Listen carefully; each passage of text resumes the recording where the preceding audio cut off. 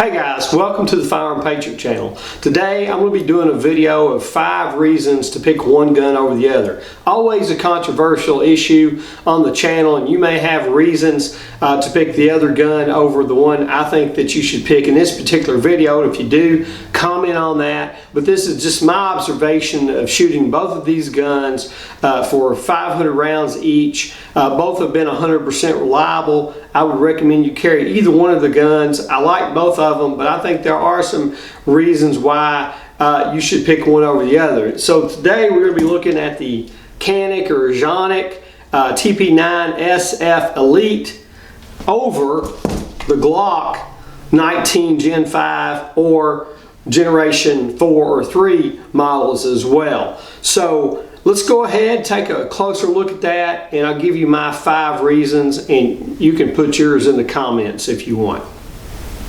Okay guys, take a little bit closer look at these two guns here. They're both striker fired, both hold 15 rounds. They're both designed for concealed carry. They're supposed to be compact guns, although they both are fairly large. But this particular gun here is the Canik or Canik TP9 SF Elite. This is the Glock Gen 5. These are both my guns. I've purchased them, so there's no one sent them to me. I do like both of them and wouldn't hesitate to carry either one of them. But there are, I believe, at least 5 reasons that you would need to take a really close look at this Elite over the Glock. The 5th reason is the cost. The Elite is going to run you about $400 at the store, where the Glock is going to be around $560, so it's about $160 price difference between these two pistols, and I don't know that the Glock is $160 more than the Canik Elite. You can certainly take that money, buy a holster, you can buy night sights with it, extra magazine, you can buy defensive ammo with it or practice ammo. So I think it represents a very good value. It's a very good quality gun. The only issue I had with it was the magazine wouldn't eject freely when I got it. I had to file the inside the mag well attached down to make that happen, but other than that, quality wise, it appears to be a very good quality gun. I think the Turkish army and police are very well armed. The 4th reason I would take a look at the Canik Elite over the Glock is simply ergonomics. I like the grip of the Canik. I can reach the magazine release button without having to change my grip. If I needed to work the slide stop to release the slide, I can do that. They're extended and they're also on both sides, very large. If you're familiar with these guns, you know that there are a lot of similarities to the P99 Walther as well as the PPQ. I like the 17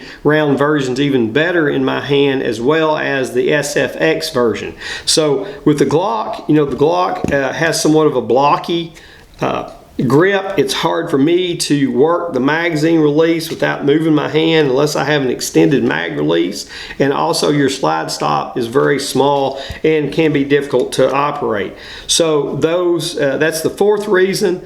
The 3rd reason is that with the $400 Canik, you do get a match grade barrel with standard rifling, which means that you can put reloads through it that are lead bullets without any issue. Glock says specifically in their manual, if you put any type of reload in your firearm, it will void the warranty. I didn't see that in the manual of the Canik, but of course the difference in the barrels is, again, this is standard rifling, where the new Glocks have kind of a hexagonal barrel, where they were a polygonal barrel before, and there could be some issues with those barrels if you didn't properly clean the lead out of them after each use, and that's one of the reasons I think maybe Glock recommended that you don't use that type of ammunition in their firearm. But with the standard rifling, you really don't have that issue.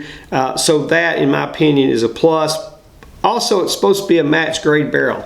Now, what is a match grade barrel? I think that's a controversial issue to me. It's a code forged barrel that is hand fitted to the gun. I'm not sure if that's exactly what Canik is saying here, but I will say this: the gun is very accurate, and I would put it up against the Glock any day of the week.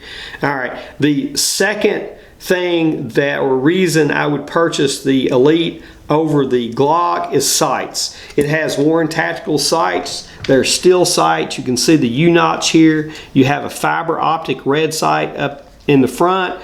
They're dovetailed, so they're easy replaceable, and there's a lot of aftermarket sights for them. Not quite as many as there are for the Glock, simply because it's been around forever. But you also have a green fiber optic that comes with it if you want to take that out. Very bright during the daytime. I like the sight picture, and it allows you to shoot very, very accurately. Of course, with the Glock, you get the white U-notch in the back with the white dot in the front. They are polymer. Both guns sights can be used to cycle the slide if you need to do that. And last but certainly not least, in my opinion, without a doubt, the Elite has a superior trigger over the Glock. With the Elite, you're looking at about a 3-pound trigger pull, and some of you may say that's too light for a trigger pull on a carry gun, and I won't argue that with you, but it is a very good trigger. Again, you have quite a bit of take up, but once you hit that wall, very clean, crisp break, reset, very short. You can get very good, accurate shots with the pistol. In my opinion, it may be the best striker pistol on the market, even better than the Walther PPQ. Some people disagree with that, but I've been lucky enough and fortunate enough to shoot these guns, the Walther and the Canik, back to back. Glock trigger, well, you know, the Glock trigger is a good defensive trigger. I don't want to argue that. I can hit my target with it, but it's about a 5.5 to 6 pound pull. I don't really feel much of a wall in the Glock. A lot of people argue that point, but to me, it's kind of a consistent pull all the way back until it breaks, and there's some benefit to that. Reset, fairly short reset. Not quite as short as the Elite, but still short. But overall, as far as the trigger pull and the trigger feel, I think the Canik Elite's trigger is really better than any aftermarket trigger that you can actually put in the Glock. So that is a huge value to me. So there's my 5 reasons I would consider picking the Canik Elite over the G19 Gen 5 Glock. So with that being said, this is the Firearm Patriot. Until next time, God bless America.